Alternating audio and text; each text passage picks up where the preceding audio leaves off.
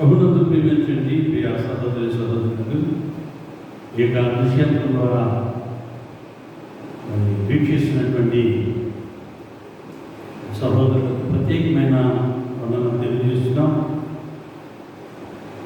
2020 సంవత్సరం మే నెల 5, 6, 7, 8 తేదీల్లో ప్రతి సంవత్సరం కూడా రక్షణ సుందరధ్వని పండుగలు ఘనంగా దేవునికి మహిమకరంగా జరిగించుకుంటున్నటువంటి రోజు. అయితే ఈ సంవత్సరం మరి జన సమీకరణ చేయకూడదని గవర్నమెంట్ వారు ఆదేశించిన ఆదేశాల మేరకు కరోనా అనే మహమ్మారి భయంకరమైనటువంటి వ్యాధిని బట్టి ఎవరు లేకుండా వెలవెలబోతూ ఉన్నటువంటి మధ్యలో ఈ యొక్క ప్రత్యేకమైనటువంటి సభలో ఆన్లైన్లో నిర్వహించడానికి దేవుడు ఇచ్చిన తలాలను బట్టి ఆయనకి తెలియజేస్తున్నాం. దేవుని ఎదిగినటువంటి పిల్లలకు దేవుని యొక్క వాక్యమునకు మరి బదులు చెప్పవలసినటువంటి వారమైన కనుక ప్రతి సంవత్సరం జరిగింది సార్ ఈ ఏర్పాటు చేయించని ఈరోజు ప్రత్యేకంగా నడుపుకుంటున్న చాలా ప్రార్థనా మందిరంలో కూడుకుంటున్నాం.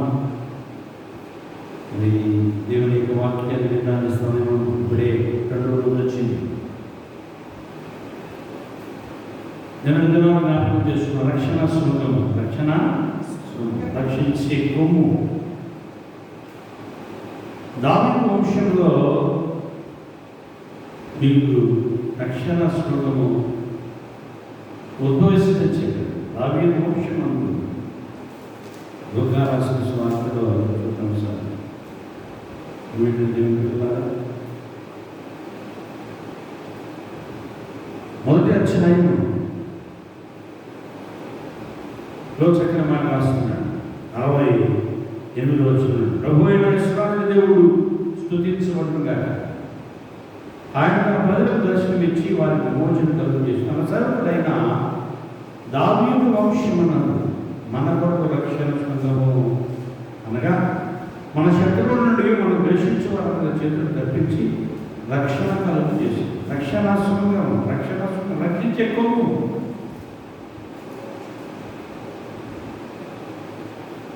దావీదు వంశమందు మీకు రక్షణ ఉదయించాడని ప్రకటించాడు.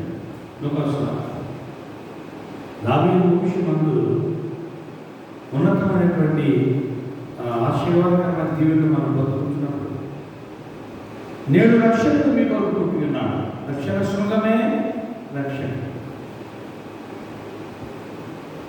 ఏ మాట అయితే ప్రబోధిస్తుందో బైబిల్ ఆ మాటకి రుజువుపరుస్తుంది. మానవ రక్షించడానికి రక్షకుడు కావాలి. పశువులు, మృగాలు వారి యొక్క జీవిత విధానం మనం చూసినప్పుడు చెవులు ముందు వస్తాయి, కొమ్ములు తర్వాత వస్తాయి. ముందు వచ్చిన చెవుల కన్నా వెనకొచ్చిన కొమ్ములు వాడిగలిగినవిగా ఎందుకుంటాయంటే ఆ కొమ్ములతో తమను తాము రక్షించుకుంటాయి శత్రువుల నుండి, ప్రమాదాల నుండి. కానీ మానవ జీవితంలో మనం రక్షించబడాలి అంటే, సాతాను యొక్క బంధకం నుండి విడిపించబడాలంటే మనకు రక్షకుడు కావాలి. రక్షకుడు ఉద్భవించాడు 2000 సంవత్సరాల క్రితం బెత్లెహేమ్ అనే చిన్న గ్రామంలో మన కొరకు రక్షకుడు ఉదయించాడు. రక్షకుడు దర్శించినాడట మన కొరకు పరమ రక్షకుడు దయించినాడట. రక్షకుడు దయించినాడు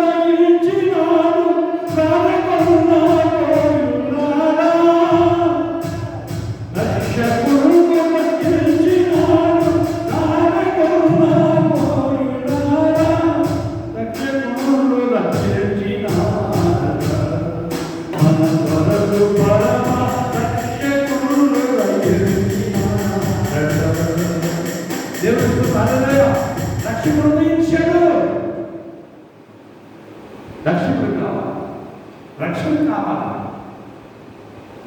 ప్రతి మానవుడు కూడా తన జీవితంలో కలుగుతున్న అనేకమైన శ్రమలు, ఇరుకులు, ఇబ్బందులు, వ్యాధులు, బాధలు, కష్టాలతో చిక్కులతో సతమతమైపోతూ ఒక్కలై చెక్కలై చిన్నాభిమైపోతూ అర్థిస్తున్నాడు. ఓ దేవా, నీవు తప్ప ఆశ్రయం నాకు లేదు. దేవా యెహోవా, నీవే నా ఆధారం, నీవు తప్ప ఆశ్రయం లేదు.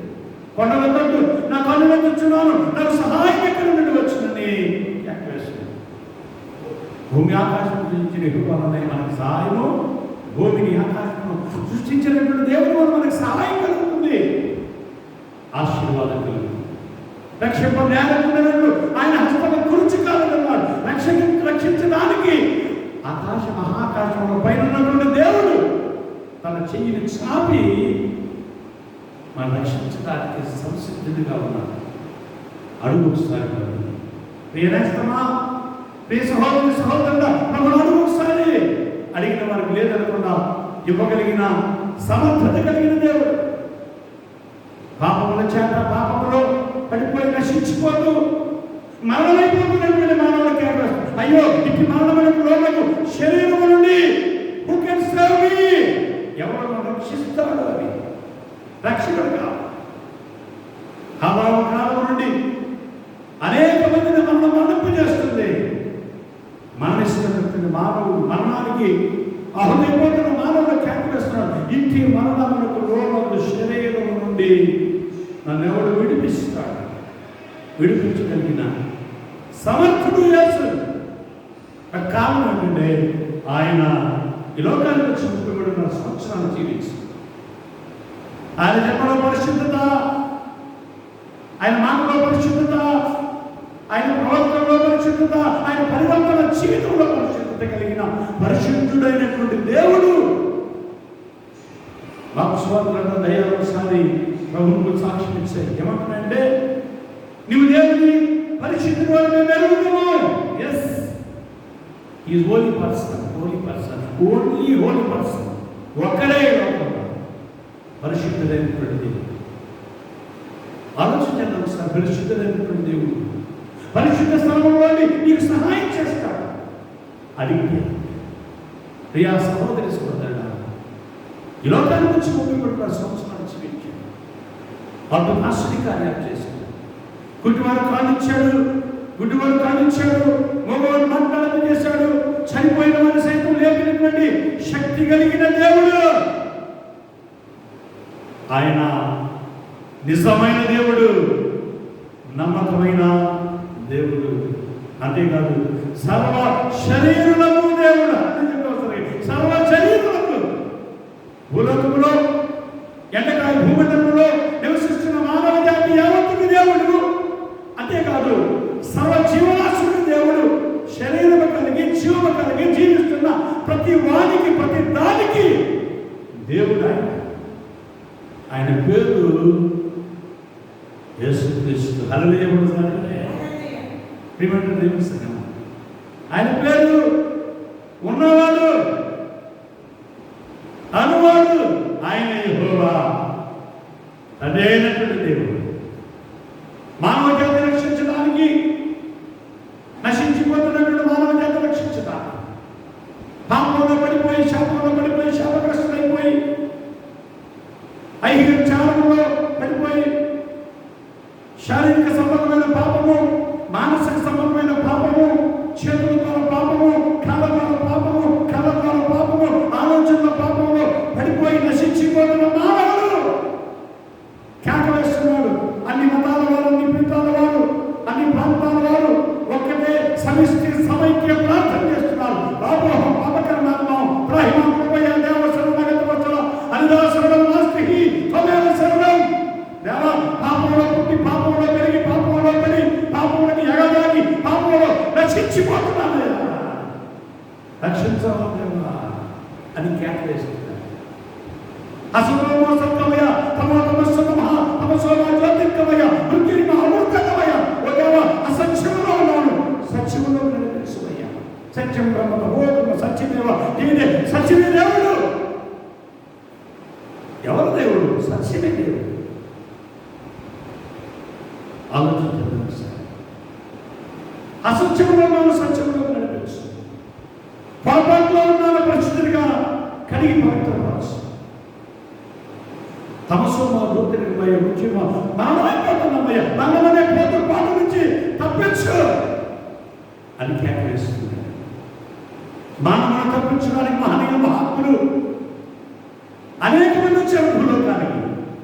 అవతార రూపులు, త్రాణకర్తలు, మఠాధిపతులు, పీఠాధిపతులు, జగద్గురువులు, అయ్యగారులు, అమ్మగారులు, సాధువులు, సన్యాసులు, బాబాలు మందలకు వచ్చారు. అందరూ జాతశివమాలు ధ్రువన్నట్టుగా పుట్టిన ప్రతి వారు కూడా మరణించాలన్నట్టుగా మరణించిన వారే. మరణమును జయించిన వారు కనబడటం లేదు. మరణం బట్టి పీడిస్తుంది. మరణం ఈ 2020 సంవత్సరంతో ఆనందంగా సంతోషంగా గడిచిపోతున్నాం. కానీ 2020 అని గంతులేశారు జనం. కానీ ఆ గంతులన్నీ గుర్తుపడిపోయాయి. ఎవరింట్లో వారు తలుపులు వేసుకునవలసినటువంటి అగత్యం ఏర్పడింది. విచారం ఈ 2020 ఏదో సాధిద్దామన్నటువంటి అటు ఆటగాళ్ళు, ఇటు పాటగాళ్ళు, ఇటు నాయకులు, అధికారులు, అనధికారులు అందరూ కలిసి ఈ 2020లో ఏదో చదువుతుంది, ఏదో సంపాదిద్దాం, ఏదో ఆనందపడుకుందాం అనుకున్నారు. కానీ అంత బూడిదలు పోసింది పన్నెండైపోయి. కీర్తనలో రాష్ట్రాలు కీర్తనకారులు ఏలికలు ఏకీభవించి ఆలోచన చేయించిన ఆకాశం ఆశీర్వాదం వాడు నవ్వుతున్నాడు. నవ్వుకుంటున్నాడు. దేవుడి మీద శ్రద్ధ లేదు, దేవుడి మీద భక్తి లేదు, దేవుడి మీద విశ్వాసం లేదు, దేవుడి మీద గురి లేదు, అసలు దేవుడు ఉన్నాడో లేదో అనుకున్న ఆలోచన కూడా కొంతమందికి కళ్ళైపోయింది. దేవుడి మీద ధ్యాస లేదు, దేవుడి మీద దృష్టి లేదు. ఏమంటే సరే దేవుడి విశ్వాసం కలిగి దేవుడి ఒకసారి ప్రభుత్వం సార్ ఈరోజు దేవుడి మందిరానికి రావద్దని చెప్పాల్సిన అగత్యం మాకేర్పడింది. ఎంత విచారం బాధ ఎవరో చూస్తే రావద్దు, వెళ్ళిపోండి. సమిష్టిగా కూర్చోకూడదు, కూర్చుంటే కరోనా వ్యాధి వస్తుంది. మేము కూడా విచారపడుతున్నాం లోపల విషయం. మార్కెట్ అయితే కరోనా అంటున్నా, బ్రాహ్మీ శాఖలో నిలబడితే కరోనా అంటున్నా ఎవరిని. కానీ మందిరాల్లో కూడుకుంటే కరోనా వస్తుంది. నిజమే, ఇక్కడ కూర్చోవాలి, ప్రార్థించాలా. అయితే మందిరాలు నిర్మానుష్యంగా ఉన్నాయి. చూపిస్తున్న మందిరం రావట్లేదు. పెద్దలు మాత్రమే కూర్చుని మేము ప్రసంగించుకుంటూ మేము ప్రార్థించుకుంటున్నాం. ఈ యొక్క మరి ఆన్లైన్లో మీకు సందేశాన్ని పంపిస్తున్నాం. తప్పనిసరిలో దేవునికి అర్పించాలి కనుక, ఆనాడు మేము మొక్కుబడి చేసుకున్నాం కనుక, ఆనాడు ఆయనతో వడబడి చేసుకున్నాం కనుక తప్పక వాక్యం బోధించాలా. వాక్యం బోధించకపోతే, దేవుడి సువార్త ప్రకటించకపోతే నాకు శ్రమ. హృదయకాలంలో వాక్యం బోధిస్తున్నామంటే ఆ ఉద్దేశం అనేక మందికి ఇది ప్రయోజనకరంగా, ఆత్మీయ అభివృద్ధికి ప్రయోజనకరంగా ఆలోచించే లోకానికి వచ్చాడు. 9 సంవత్సరాలు అనేక మంది వచ్చారు. కానీ మనము జయించిన వాళ్ళు, మనము జయించడానికి ప్రయత్నం చేస్తున్నారు. ఎవరో కాదు, అందరూ చనిపోయారు. కామక్రోధ వశిష్ఠవే దేవవిషయం పితృమానవ వశిష్ఠవే కామక్రోధ వశిష్ఠవే. కామము, క్రోధము, లోపము, మతము, మాత్సర్యమనే అనిశ్చిత వర్గాలను జయించి మనల్ని జయించిన వారు ఎవరు లేరు. గజకాలం పలయంతే మత్స్యకాలం క్యాగతి అన్నాడు. గాలికి ఏడుగు ఎగిరిపోతుంటే దోమల గతి అంటున్నాడు. మహనీయ మహాత్ములు తప్పు ప్రమాద గతి కన్నా గోగతి నుంచి కలిగిన వారు, మహాత్ములు కలిగిన వారు, వారే మనమైపోతుంటే అల్పమానవుడా, నీవు కామము, క్రోధము, లోభము, మతము, నాశనం వర్గాలు విడిచేస్తే నీకు పరలోకం ఇస్తానని చెప్తున్నారు అనేక మంది. యేసంటున్నాడు, నేను పాపులను పిలవచ్చాను, ఎంత ఘోర పాపులైనా స్థితి రక్షిస్తానని బోధించిన యేసు మాటలు బంగారు మాటలు. యేసు మాటలు ₹1,00,00,000 మూటలు. హల్లెలూయా. ఎంత గొప్ప ధన్యత అనుకున్నాడు. పాపలను మానవ రక్షించడానికి నేను రక్షణ స్వర్గముగా వచ్చాను, రక్షించే కొడుగా ఉన్నాను, మిమ్మల్ని రక్షిస్తాను అని క్యాకినిస్తుంది. ప్రయాసముల భారం మోసుకుంటున్న సమస్తమైన వాళ్ళ నా యొద్దకు రండి, నేను మీకు విశ్రాంతి, శాంతి,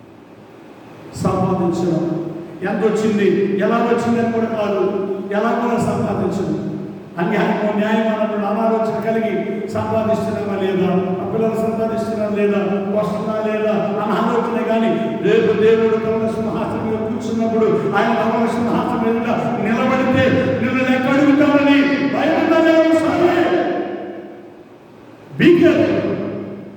నువ్వు ప్రభు దగ్గరికి వెళ్తే అని అడుగుతాడు. ఎలా ఉన్నది కాకుండా జీవితం భూలోకానికి పంపించాడు, భూలోకంలో ఏం చేశావు అంటే ఏం చెప్తావు సార్?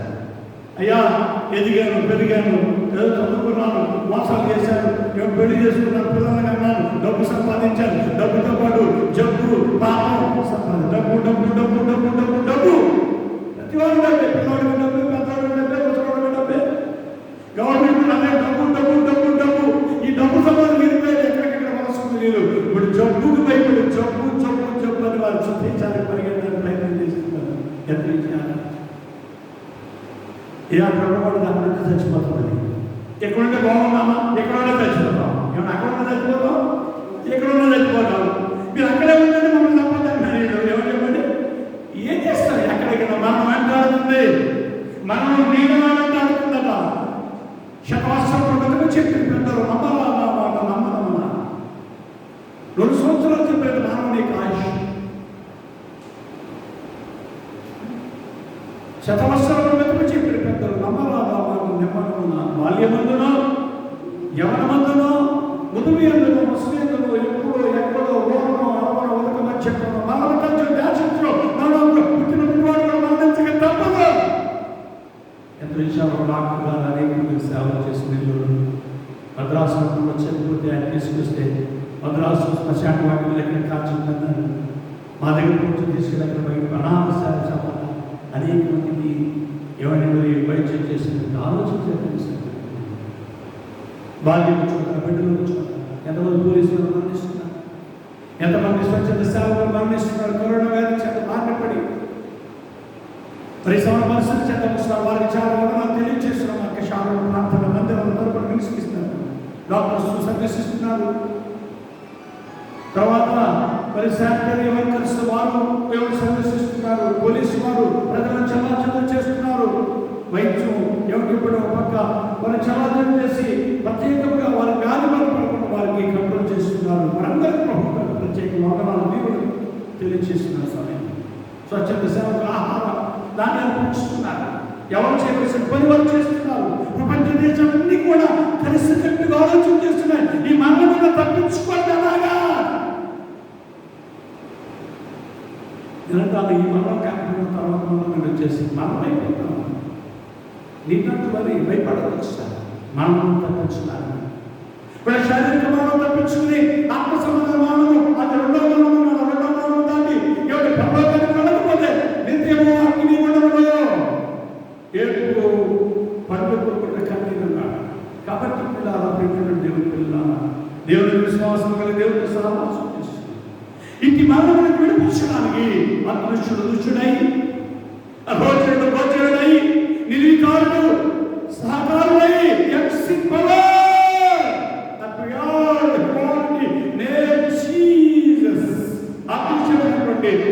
శక్తి కలిగినటువంటి దేవుడు తన సొంత కుమారుడు, తన ప్రియ కుమారుడు, నా ప్రియ కుమారుడు ఇక్కడ నేను ఆనందిస్తున్నాను. ఈయన అబ్రహాము కుమారుడు, ఈయన దావీదు వంశంలో దావీదు కుమారుడు, దేవుని సొంత కుమారుడు. మరియ గర్భంలో నుంచి వచ్చాడు కనుక ఈయన కన్య మరియ కుమారుడు. మరి వడ్రమైనటువంటి యేసేపు వచ్చాడు వడ్లవాని కుమారుడు. ఆయన మనుష్యుడు కాబట్టి మనుష్య కుమారుడు. ఇంత చక్కగా బైబిల్ బోధిస్తుంది. మనం రక్షించాలంటే రక్తం చెందించాలా? అది ఎంత రక్తం వల్ల కానీ, కోడ రక్తం వల్ల కానీ, పశువు రక్తం వల్ల కానీ ఎవరు విడుదల కాదు కనుక, అది తాత్కాలికమే కనుక శాశ్వతమైనటువంటి జీవాన్ని, శాశ్వతమైన రక్షణను అనుగ్రహించడానికి రక్షకుడు ఉదయించాడు. ఈ లోకంలో భక్షకులు ఉన్నారు కానీ భక్షించేవారు ఉన్నారు, శిక్షించేవారు ఉన్నారు కానీ రక్షించేవారు లేరు. రక్షించడానికి వచ్చాడు. ఈ లోకంలో జీవిస్తున్నటువంటి మానవ జాతి ఎవరు కూడా ఆయన కుమారుడు అనిపించాడు. కుమారుడు ముందు పెట్టుకోండి, లేదు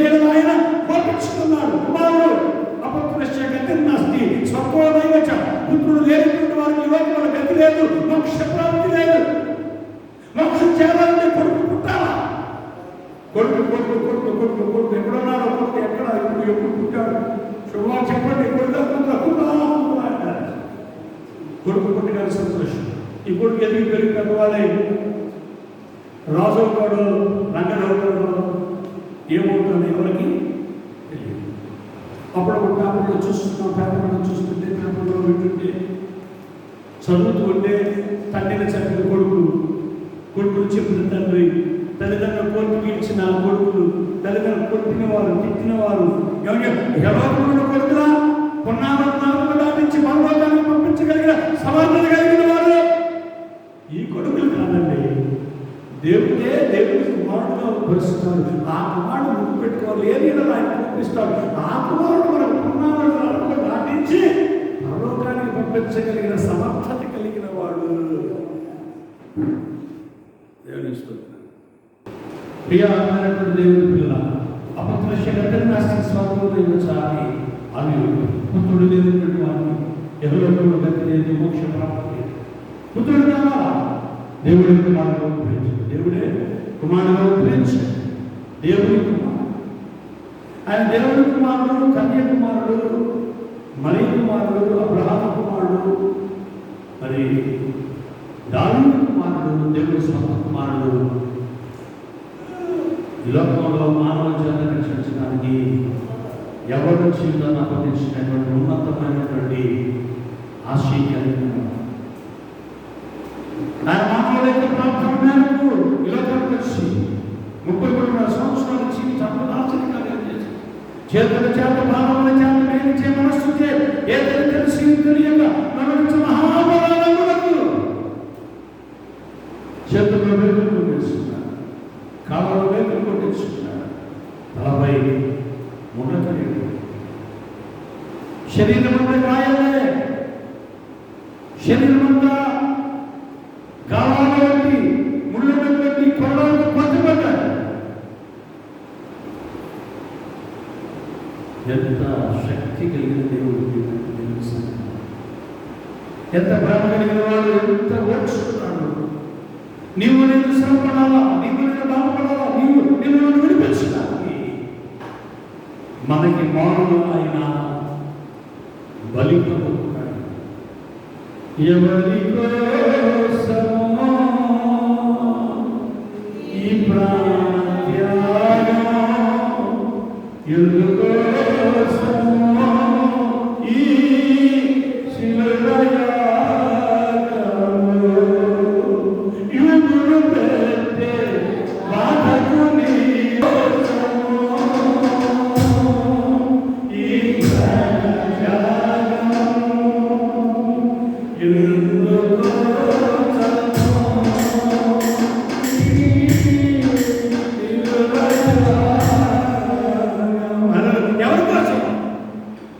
ఎవరి కోసం? మానవ పాప క్షమాపణ కోసం ఆయన సులువులో ఆయన పక్కన బయటకు సులువుపై రానుకుంటూ ఆకాశానికి భూమికి మధ్య ఆ గొప్ప కొండ మీద ఎండలో రలాడుతూ ఆయన చక్కని మన తండ్రి వీరేమి చేయించినారు, వీరిని ఎంత మంచి మాట క్షమాపణ కలిగి మాట్లాడుతున్నాడు ఆయన. తండ్రి వీరేమి చేయించున్నారు, వీరిని క్షమించుకోవాలి. క్షమించగలిగిన మనస్సు కలిగిన వాడు ప్రభుని అడిగారు. ఎన్నిసార్లు క్షమించాలి అని అడిగారు. ఎన్నిసార్లు క్షమించాలి? 70 మార్లు క్షమించుకున్నాను. అరవై అంటే మానవ నాయకుడు 70 సంవత్సరాలు అధిక బలమైన 20 సంవత్సరాలు అయిన వాటి వైభవం ఆయాసం ఎదుర్కొనే కనుక అంటే జీవితాంతం క్షమిస్తూనే ఉండాలన్న దేవుని ఇష్టం. ఆయన చెప్పాడు, చేశాడు, క్షమించాడు. బంగారు నేడు బంగారు ఆలోచించేద్దాం సార్. ప్రియ సంగమా, ప్రియ సహోదరుల, రక్షించే కోమై మానవ రక్షించడానికి తను తాను బలిగా అర్పణగా అర్పించుకున్నాడు. సిలువలో యజ్ఞమైపోయాడు, సిలువలో బలిపశువైపోయాడు. బలిపశువైపోయి ఆయన తన ఎవరి రక్తమంతా చిందించి మరి చక్కని మాట చెప్తున్నాడు. తన్ని విరేపు చేయించున్నాడు, వీరిని క్షమించమన్నాడు. తదుపరి ప్రకటన పిలుస్తున్నారు. ఒక దొంగ, అయ్యా నిన్ను నువ్వు రక్షించమంటున్నాడు. ఈ ప్రకారం దొంగ అంటున్నాడు, అయ్యా రే పడబెట్టు, నీకు నాకు తగినదే కానీ అతడు నీకు నమ్ముతుంది. అయ్యా నీ రాజ్యం వచ్చినప్పుడు నన్ను జ్ఞాపకం చేసుకున్నాను. ఒకసారి రోజు చూశాడు, చూపులు క్రీస్తున్న శుభవేళ ఆయన చూపు నుండి ప్రసవించినటువంటి ఆ కిరణాలు వాటిని పశ్చాత్తాపం చేసే కన్నీరు కాలుస్తున్నాడు. రాజ్యం అన్న తర్వాత నేడు నేను పరదేశంలో ఉంటున్నాను, నేడు నీవు నాతో పరదేశంలో ఉంటున్నాను. ఇంకా అడుగు చూశాడు, తల్లి కనిపిస్తుంది మరియమ్మ గారు. తన ప్రీషించుడు యోహాను పిలిచాడు, యోహాను అదిగో నీ తన అమ్మాయిలో నీ కుమారుడు తనను అప్పగించాడు, తన బాధ్యతను అప్పగించాడు. ఇంకా దేవుని విశ్వాసం సహవాసం చేస్తుంది. ఆయన దాహం ఏది ఏది రామ సమర్థాన్ని రాజావా నా దేవా నన్ను విడిచితివి అని కేకలేశాడు. దాహం అంటుంటే చేదు చిరకని అందించాడు. చేదు చిరకని సపరించలేక తీసుకోలేక ఆయన సమాప్తమైనదని చెప్పి ప్రాణం తండ్రికి అప్పగించుకున్నాడు. చెరువులో ప్రాణాలను అప్పగించాడు. ఇక ఆయన సమాజ చేసేవాడి కూడా గత దినాల్లో మనం చెప్పుకున్నాం. పిల్లలు అరే మొత్తం ఏసేపు పిలాతు గారి దగ్గరికి వెళ్ళి ఆయన శరీరాన్ని అడిగి తీసుకొచ్చి కొత్త సమాధిలో, కొత్త రాజు సమాధిలో పిలిచాడు. సమాధి పైన రాయి పొందించారు, రాయి పైన రాజముద్ర వేశారు, రాజముద్ర పైన రాణువారు కాపలా ఉన్నారు, రాణువారి పైన దయాలు కాపలా ఉన్నాయి. మరి దయాలు నాయకుడు సైతం 7 శక్తులు యేసుని అదే పెట్టాయి. 7 శక్తులు ప్రభు తిరిగి లేకుండా ఈ వంశకుడు చనిపోయి తిరిగి లేస్తానని చెప్పాడు. శిష్యులు కూడా ఎందుకు వెళ్ళిపోయి అతడు తిరిగి లేచారని చెప్తారేమోనని అతన్ని శిలువలోకి ఉన్నప్పుడే ఆలోచన చేశాడు. శాస్త్రులు, పరిశీలు, సదువులు, హేతులు, అనాధికారులు ఇలా ఆలోచన చేస్తారు. 7 శక్తుల మధ్య ఆయన లోపల ఉన్నాడు. సమాధిలో పైన 7 శక్తులు పనిచేస్తున్న లేవనున్నాడు. 7 శక్తులు అసలు నేను దాని రోజు ఆయన నేడు నీవులతో పరదేశంలో ఉన్నాడే, పరదేశం వెళ్ళిపోయింది. ఆయన గొప్ప పట్టుకుని శనివారం విశ్రాంతి గడిచింది. ఆదివారం